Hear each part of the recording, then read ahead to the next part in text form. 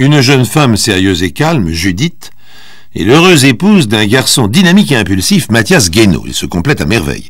Il est dynamique et propriétaire d'un magasin de musique, la Clé de Sol, qui lui donne toute satisfaction. Mais un matin, en arrivant à son travail, il a une mauvaise surprise. « Mais tu en fais une tête, mon pauvre Mathias. Qu'est-ce qui se passe ?» Judith met la dernière main au déjeuner qu'elle vient de préparer avec amour pour son mari et ses 2 enfants, Barnabé 3 ans et Alexandre 5 ans. Judith est une parfaite maîtresse de maison. Elle s'est organisée et ne se laisse jamais décontencer par aucun événement. Mathias, son mari, malgré ses 38 ans, est toujours le fonceur qui s'emballe pour toutes les idées nouvelles. Mais par contre, il se laisse facilement décourager par les mauvais coups de la vie. Et aujourd'hui, Mathias fait une drôle de tête. Enfin, réponds-moi, Mathias. Quel est le problème? La boutique. Oh, j'ai pas voulu te téléphoner avant, j'ai préféré attendre de rentrer. De toute manière, j'ai eu pas mal de choses à faire ce matin. Tu parles d'une tuile. Mais je ne comprends pas ce que tu racontes. Qu'est-ce qui se passe? J'ai été cambriolé cette nuit. Pas possible. Malgré l'alarme et le rideau de fer, ils sont passés par derrière. Je ne comprends pas comment ils ont réussi à déconnecter l'alarme. De toute manière, ces trucs, c'est jamais fiable. Il y a beaucoup de dégâts. Vu de nez, comme ça, ils ont emporté pour plusieurs millions de matériel, sans compter les disques, les cassettes, les instruments de musique, surtout les guitares électriques. Malgré tout, Judith encaisse le choc et éprouve le besoin de s'asseoir. Que dit la gendarmerie? Ils sont venus sans trop se presser.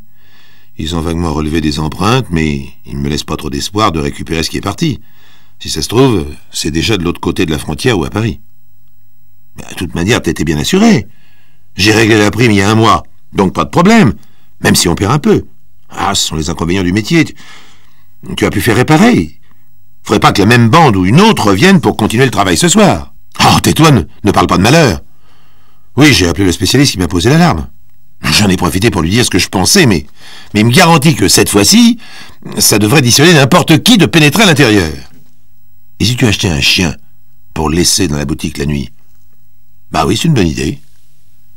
Mathias, un peu consolé, donne un petit baiser à Judith, cette épouse si efficace qui prend toujours les bonnes décisions et ne panique jamais. Elle sait lui remonter le moral. Mathias se sent mieux. Pour un temps. Judith, viens vite. Ça y est, ils ont encore recommencé. Mais recommencer quoi, Mathias? Ils m'ont encore cambriolé, les salauds. Malgré l'alarme nouvelle? Malgré Forban? Ils ont anesthésié Forban avec une bombe. Quant à l'alarme, les voisins m'ont dit qu'ils l'avaient entendu sonner au milieu de la nuit et que ça les avait empêchés de dormir. Il paraît que c'était assommant, ces trucs qui braillent. Ils en ont pris pour combien? J'ai l'impression que c'est encore pire que la dernière fois. Je venais justement hier de recevoir toutes mes commandes de Noël. Ils devaient être au courant. Tu veux que j'appelle l'assureur? Oui, mais il va faire la gueule. Après tout, c'est pour ça qu'on paye les primes, hein? L'assureur, très mécontent de ce second sinistre, vient sur les lieux, examine le système de sécurité, les fermetures, épluche les factures, regarde Mathias d'un air soupçonneux et dit d'un air entendu: « Au fond, ce vol juste au moment des fêtes, ça ne tombe pas trop mal pour vous? C'est comme si toutes vos ventes étaient faites d'un seul coup. » Mathias lui répond sans réfléchir: « Vous voulez que je vous flanque mon poing dans la gueule ?» Cette année, le bilan de la Clé de Sol est négatif et le moral de Mathias s'assombrit. Le quartier très populaire lui semble un piège, et il se réveille au milieu de la nuit en rêvant que des loupards vident par camion entier tout ce qui reste dans la boutique. Judith appelle le médecin qui conseille des tranquillisants. La descente aux enfers commence. « Judith, au secours! Je deviens fou, ça y est, ils ont recommencé. Cette fois-ci, c'est la catastrophe. Ils ont tout embarqué. Figure-toi qu'ils sont entrés dans la cour derrière le magasin. Ils ont défoncé le mur avec un 4x4 volé qu'ils ont abandonné sur place. » Et Judith, qui reste silencieuse devant la nouvelle de la catastrophe, entend Mathias, son Mathias, pourtant si exubérant et dynamique, sangloter à grosses larmes à l'autre bout du fil. L'assureur, lui, garde son sang-froid. « Monsieur Guénaud, je suis désolé, mais cette fois-ci, nous ne pouvons pas vous rembourser toutes vos pertes. D'ailleurs, malheureusement pour vous, nous avions précisé dans le dernier avenant à votre contrat que nous considérions votre cas comme un haut risque. Oui, je sais. Vous allez me dire que je me suis installé dans une banlieue pourrie. Mais à qui voulez-vous que je vende des batteries de rock et des guitares électriques si je ne suis pas à proximité des acheteurs potentiels? » Mathias, depuis quelque temps, ne peut plus s'exprimer sans hausser le ton. Quand il rentre chez lui, pour le dîner, sa décision est prise. Judith, je liquide l'affaire. Je vais voir ce que je vais pouvoir récupérer une fois toutes les dettes payées, Et puis j'aviserai. J'essaierai de me recaser. Peut-être au rayon de musique de Carrefour. À moins que je trouve un job comme pianiste de bar. Va bien falloir vivre, hein. Ne panique pas, Mathias, tu vas t'en sortir. Nous allons nous en sortir tous les deux. Je suis certaine que les choses vont se remettre. Mais les choses ne se remettent pas. Mathias reste sans travail. J'en ai marre, Judith. Je me sens complètement vidé. Tiens, passe-moi le scotch. J'ai besoin d'un remontant. Fais attention, tu sais que l'alcool, ça te met pas en forme. Ne prends pas trop de whisky, je sers le dîner dans un quart d'heure. C'est tout ce qui me reste. Faut bien que je me console. Ah ben c'est gentil pour moi. Alors je compte pour du beurre. Et Judith se fait câline, caressant les cheveux frisés de Mathias. Tu sais ce que je vais faire, mon chéri? Non? Quoi? Tu vas jouer au loto? Non, je vais reprendre mon boulot de chimiste à l'Institut de recherche agronomique. J'ai demandé un rendez-vous au directeur, il m'a dit que je pouvais réintégrer leur équipe quand je veux. Oh, évidemment. Madame, mention très bien. Pour toi, pas de problème. Tout le monde est prêt à t'accueillir à bras ouverts. Ah, ta mère avait raison quand elle te déconseillait de m'épouser. Pas du tout. J'aurais pas supporté une bête à concours. Avec toi, la vie est pleine d'imprévus. Judith en fait d'imprévus et est loin de s'attendre à ce que le destin lui réserve. Tandis qu'elle reprend brillamment sa carrière de chimiste, interrompue par son mariage et la naissance des 2 enfants, Mathias, lui, sombre dans la dépression nerveuse. Décidément, personne ne veut l'employer, ni dans la musique, ni ailleurs. À présent, toute trace de whisky a disparu de la maison. Mais ça nous fait faire des économies, affirme Judith. Et puis ce n'est pas bon pour ton foie. Heureusement qu'elle est là pour faire bouillir la marmite. Mathias, quand il est calme, se tient informé. Ça marche au laboratoire, tu es contente? Oui. Le directeur me laisse entendre que l'année prochaine, je pourrais bien être chargé d'une série de recherches sur les plantes oléagineuses. Un gros projet à l'échelon international. J'aurai sans doute besoin de partir aux États-Unis. Quoi? Hurle Mathias. Tu vas me laisser en plan avec les mômes pendant que tu iras faire des ronds de jambes aux Américains? Mais il n'en est pas question. Et moi, pendant ce temps-là, qu'est-ce que je fais? Je reste ici à torcher les mouflets? Mais arrête de dire des bêtises. Barnabé et Alexandre ne sont plus des bébés. Ils se débrouillent très très bien pour leur âge. Ils sont très raisonnables. Ah, tout le portrait de leur mère, raisonnable. Je suis tombé sur une famille de raisonnables. Et puis, si tu as besoin d'aide, tu sais que maman peut venir ici d'un coup de voiture. Elle doit d'ailleurs se charger de tout ce qui est lessive. Et ta mère en plus, pour couronner le tableau. Tu crois que j'en ai pas assez comme ça? Judith, sentant la crise venir, préfère se taire. Elle emmène les 2 garçons se coucher. Mais quand elle revient au salon, Mathias, qui a continué seul à se plaindre du destin injuste qui l'accable, est au comble de l'exaspération. Il saisit un vase précieux, cadeau de sa belle-mère, le pulvérise sur le mur. Judith, angoissée, le voit en proie à ce démon qu'elle connaît trop bien, la violence. « Ben, ma cocotte, qu'est-ce qui t'arrive ?» demande sa collègue du labo, mademoiselle Rançon. « Rien, je me suis cogné dans une porte en me levant cette nuit. »« Fais voir ça ?»« Dans une porte. »« Comment t'as fait ton compte ? Et qu'est-ce que c'est que ce gros bleu que tu as sur la jambe ?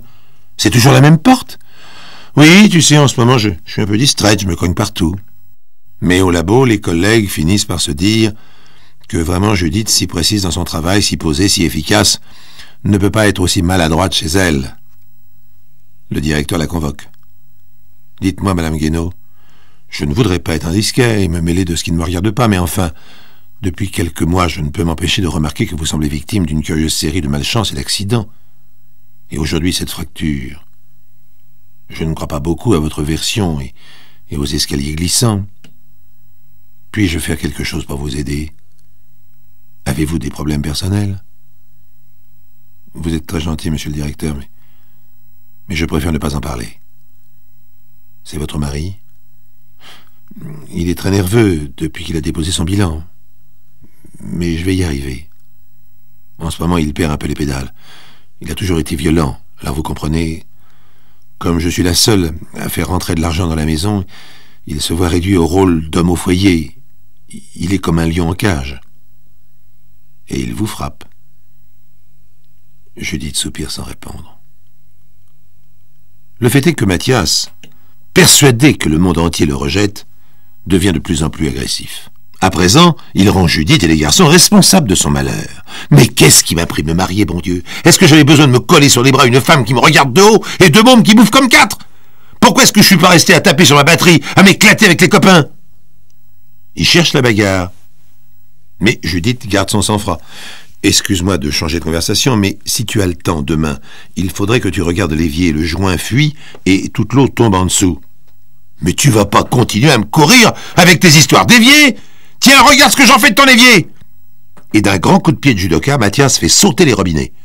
L'eau jaillit jusqu'au plafond de la cuisine. Judith, sans rien dire, descend à la cave pour couper l'arrivée d'eau. Elle remonte, essayant d'être toujours aussi calme. C'est pas très malin de démolir la maison, mais demain tu en profiteras pour changer le joint quand tu ressoudras les robinets. Le soir même, une fois de plus, quand Judith rentre chez elle, l'atmosphère est au drame. En son absence, sa mère est venue dans leur villa pour s'occuper des deux garçons. Et Mathias est au comble de l'énervement. De toute évidence, il a trouvé de l'alcool. Mais après tout, il lui suffit de traverser la rue pour aller au café d'en face. Un mot de trop et Mathias lui décoche un coup de poing sur la tempe. Judith, ce soir-là, décide de dormir sur un fauteuil dans la chambre des garçons. D'ailleurs, elle ne trouve pas le sommeil. Sur le mur, à la demande d'Alexandre, figure une photographie qui la représente au bras de Mathias par une journée ensoleillée peu avant leur mariage. Comme tout a changé. Ai-je commis l'erreur de ma vie en l'épousant, se demande Judith en se frottant la joue avec un tampon d'alcool. Comment aurais-je pu deviner la métamorphose de ce garçon qui me faisait tellement rire? Est-ce sans espoir? En regardant Alexandre et Barnabé, qui dorment paisiblement, chacun dans son petit lit, Judith sent une sueur froide dégouliner le long de sa colonne vertébrale. Et si Mathias allait s'en prendre à eux? De quoi est-il capable? Chaque nouvel accès de colère semble pire que le précédent. Et la prochaine scène lui donne raison. Tu vois tes mômes? Tu les vois? Mathias tient d'une main crispée chacun des garçons par un bras. Tu sais ce que je peux en faire, tu me connais. Ça serait vite fait, hop, et on n'en parle plus. Et s'il continue à prendre tes airs de princesse, de madame je sais tout, de femme admirable mariée à un monstre, je vais t'en donner, moi, des raisons de regretter de m'avoir épousé. Je n'ai pas peur d'être dans la rubrique des faits divers. Le soir même, Judith, par prudence, se tient prête à réagir. Trop c'est trop, dit-elle à sa mère au téléphone. S'il s'en prend au garçon, je ne le laisserai pas faire. 3 jours plus tard, lors d'une nouvelle scène, Mathias attrape le chalumeau à gaz qui lui sert à bricoler. Et allumant la flamme, il se met à hurler « Tu vois, chalumeau, si tu continues, je flambe les mômes, tu m'entends ?» Judith entend. À tâtons, sans regarder, elle tend la main derrière elle, ouvre le tiroir de la table de la cuisine. Là, elle sait ce qu'elle va trouver car elle l'a déposé elle-même la veille. Un lourd marteau. D'un geste précis, Judith saisit le marteau, frappe Mathias, frappe, frappe, frappe. Les garçons muets d'horreur sont couverts du sang de leur père, qui s'écroule et se tait enfin. Au procès de Judith, la femme efficace, tout le monde est venu dire son martyre, sa patience, même sa belle famille, ses collègues. Mais Judith, digne, trop pudique, n'a pas versé une larme en attendant l'annonce du verdict. Trop organisée, elle reconnaît avoir caché le marteau la veille du drame. 5 ans, dont 3 avec sursis.